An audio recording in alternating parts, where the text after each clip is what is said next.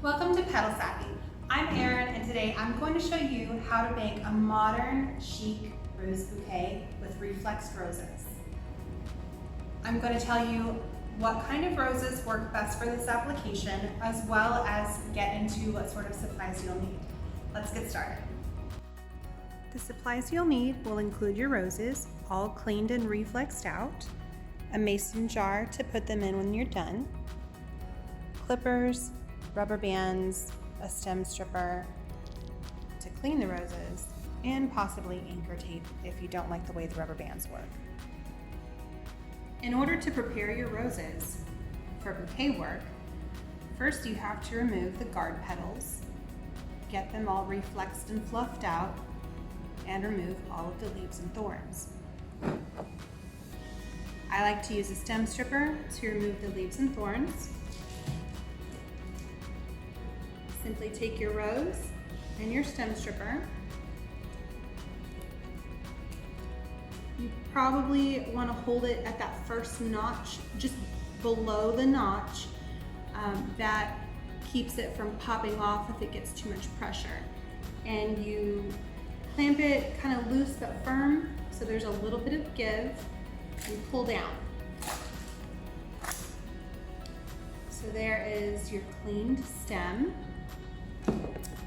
And then you want to take off the petals on the outside that have protected the inner petals that maybe these are not quite as pretty. Just take off the petals that are not ideal for your design.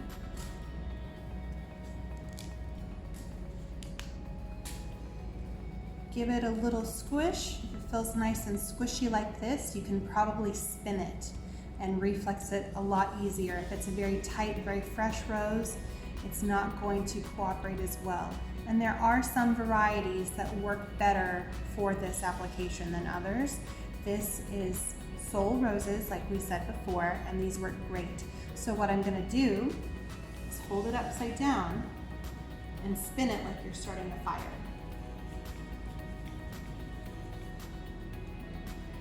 And now you can see how beautiful and open this rose is. And this particular variety, Soul, has little brown creases in it sometimes on the inner petals, so I am going to remove that petal because I don't want to see that. And then I'm going to reflex back the outer petals.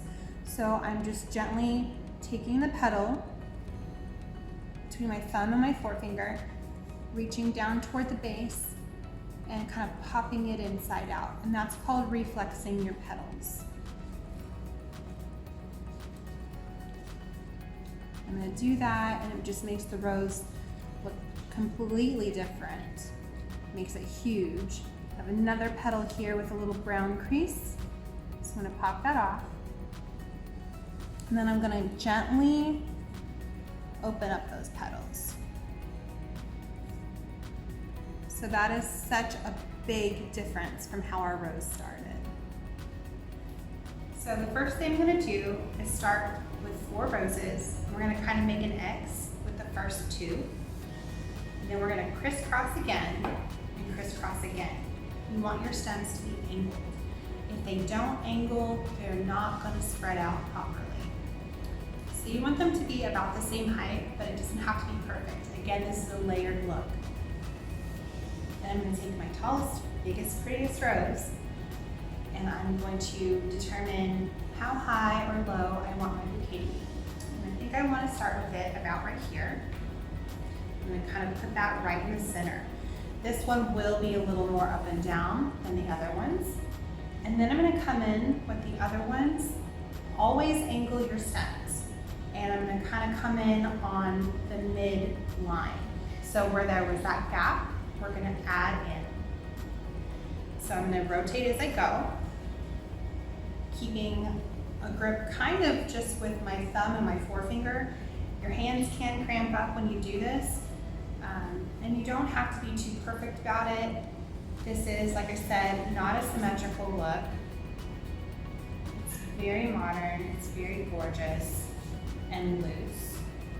You just rotate as you go, adding in the roses to the middle portion. So this is 9 roses. And I would even be happy to stop here, but since we have 12, we're going to keep going. And I'm gonna make my taller one a little taller because we do have a little room. And to do that, I'm just reaching up underneath the head of the stem and pulling up gently on all of my middle ones. And then I'm gonna take the next ones and kind of go around the ones at the bottom. And it's gonna kind of cover them up a little bit, and that's okay.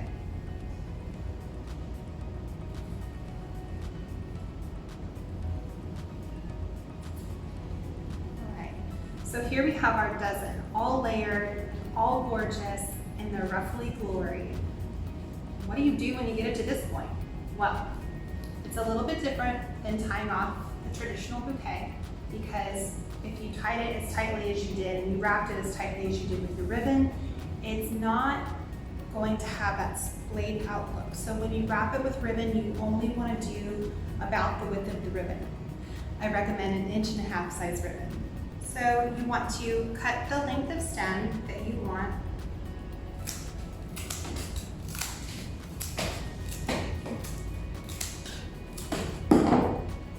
I like to use a rubber band for this. So I put the rubber band and I put it right up to the point where I was holding the pressure on the stems, and I wrap it around a few times. You can also use tape if you prefer, so that they don't go anywhere. But I like using rubber bands because if I want to adjust something, it's not held perfectly in place, and I can adjust it once it's in the vase.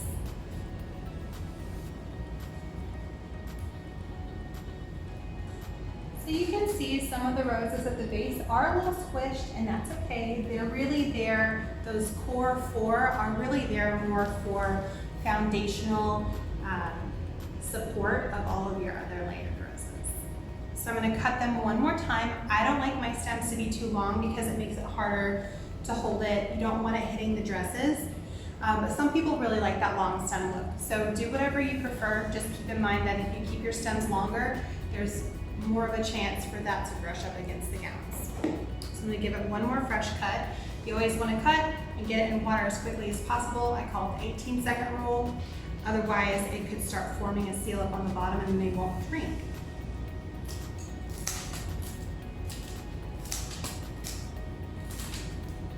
And there we have our dozen rose bridesmaid bouquet. A bride could also carry this, and it's beautiful, but we're going to do a bigger one for the bride. Okay, now we're going to start working on our bridal bouquet. I did pull aside 24 roses for these, but these are so big, so I'm going to start with 18 and see how we like that. So similar to what we did before with the 4 core roses, this time we're going to do 6. So I'm going to take 6 roses.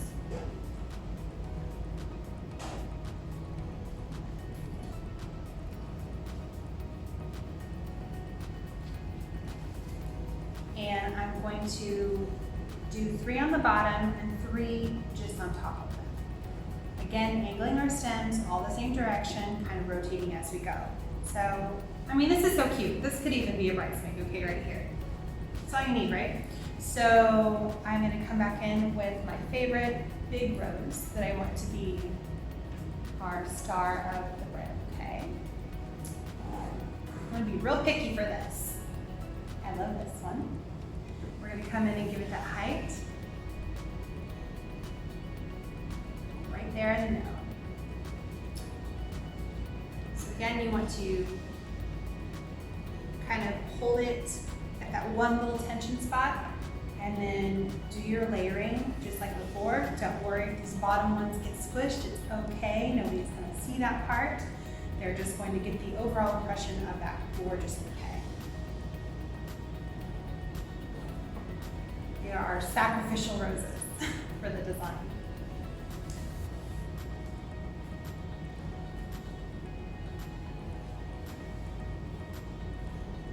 When I come back in with a couple more tall ones toward the middle.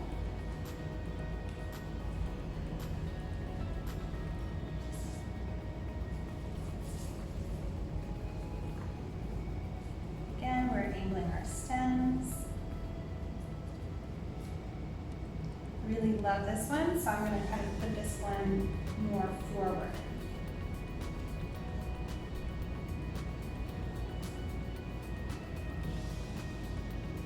You always want to look at your work as you're designing to make sure that you like how it flows. Again, just angling my stems as I go. Really like that. When I put these in here now, I'm kind of trying to put it in between these other roses, the stem in between the other roses that are our support base. And that helps to control the overall shape a little bit, and also gives you less squishing of our sacrificial roses. But it's necessary, it's necessary. So, come back in. Pulling it tightly as I rotate. Adding a few more stems.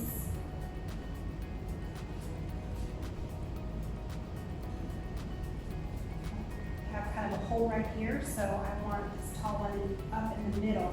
So I'm actually going to push this one up so he's a little taller and put this one down here. Alright, so here we have our bouquet. And I'm going to compare it to the bridesmaid size so you can see the difference that 6 roses make. It really is a lot. And we're just going to adjust it to make sure everybody is in the position that we like. Really, when it comes in handy to know how to hold the flowers. And that's just, you know, really gently in one place. You don't want to be grabbing down here. If you grab the bottom of the stems, it's going to push the top of the flowers together. Let me show you what I mean by that. So if I'm going to see how loose it is now, if I pull down these stems and push them together, it's going to really squish it and it's going to look more traditional. If you want that loose look, you've got to let the stems go. So I'm just going to rotate. I'm going to pop up one of these central roses a little bit.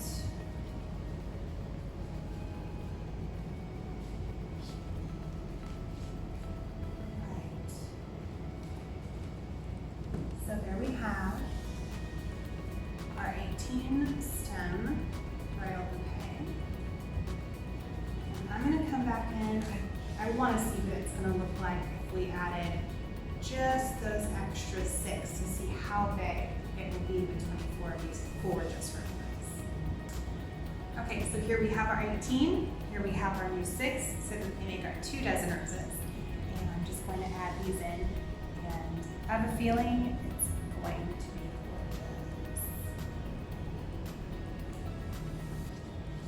Since we already have a lot of volume down at the bottom, I'm going to come in and make these ones a little taller. I don't even know if I'm going to use all 6.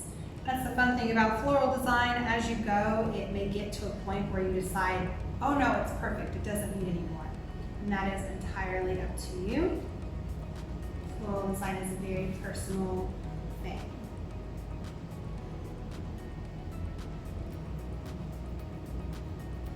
These are all so beautiful.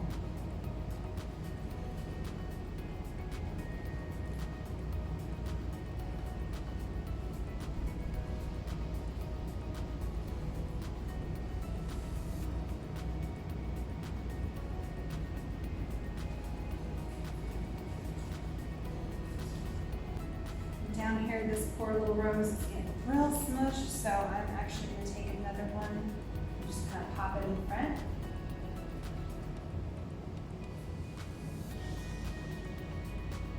One more, guys. One more rose. Pop this one up a little higher. And the last one. Exciting.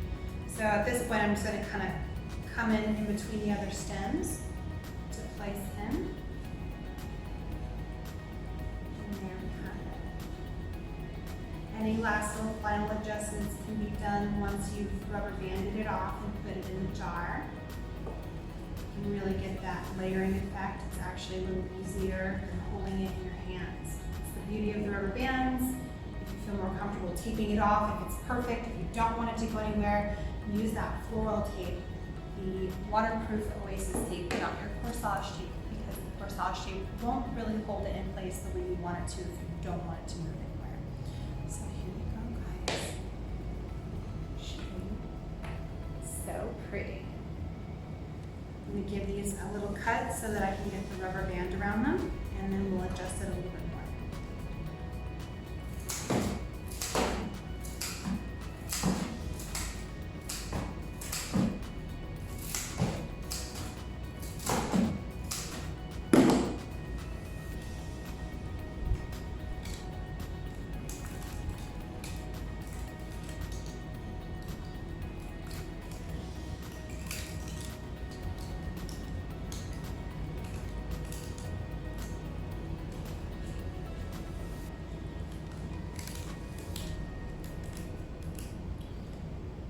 Okay, so if you have turned your stems properly as you're going, you're going to have this gorgeous spiral effect. And you should be able to stand it on the table. That's kind of an advanced thing. If it's not exactly perfect, don't worry about it.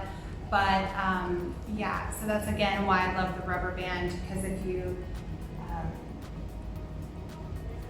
try to do it down here too, it's gonna be a little tighter. It still looks really beautiful and layered, but I love the loose effect. So whenever you wrap your ribbon, just do a little bit of ribbon so that it stays in place, and it's covering up the mechanic of the rubber band. Okay, so now that we're at the point where we need to wrap it, we're gonna pull it back out. Like I said, you just want it to be loose. You want to do your final adjustments before you wrap. So I'm kind of looking at this, and I'm going to pop this one up just a little bit in the back, like that. And I love the way this looks otherwise. You kind of just have to choose where your front is. Sometimes that's hard to choose, especially with the designs that are non-traditional and a little less symmetrical. So I think I like it about like here, and I want this to be our front. So I'm just going to take our ribbon. I'm using ivory, just a small little piece to cover that rubber band. If you're using a pale colored ribbon, you want to wash your hands first so you don't get schmutz on your ribbon. All right, and then just wrap around a few times.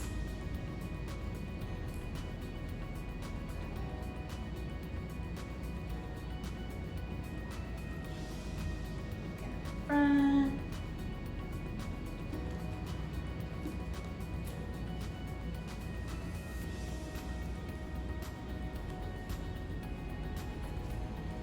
And the nitpicker. I'm gonna nitpick a little bit. There we go. Gorgeous.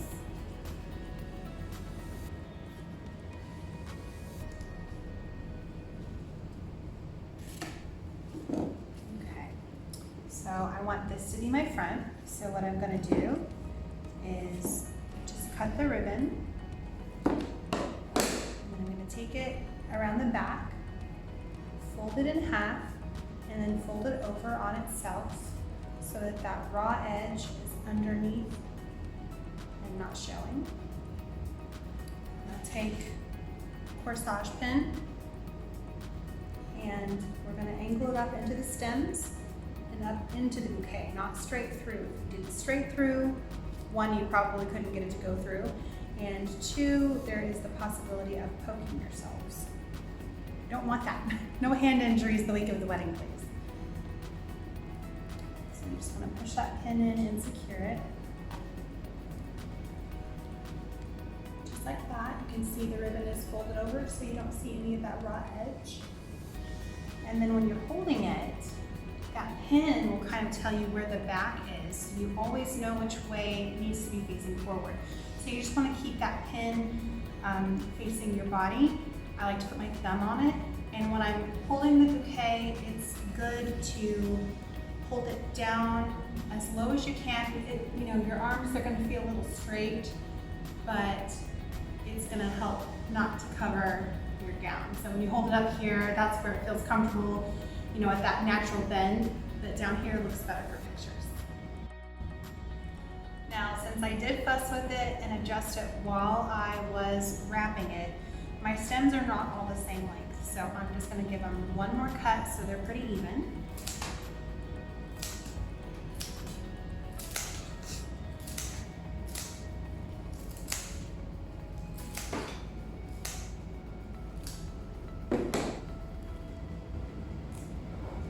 Done. Thank you for joining us for this Petal Savvy course on how to design a modern chic rose bouquet. We showed you the type of roses that are appropriate for this, we showed you the tools that you need and how to put it together and even finish it off with ribbon. If you found this helpful, please like, subscribe, and share, and follow us for more content.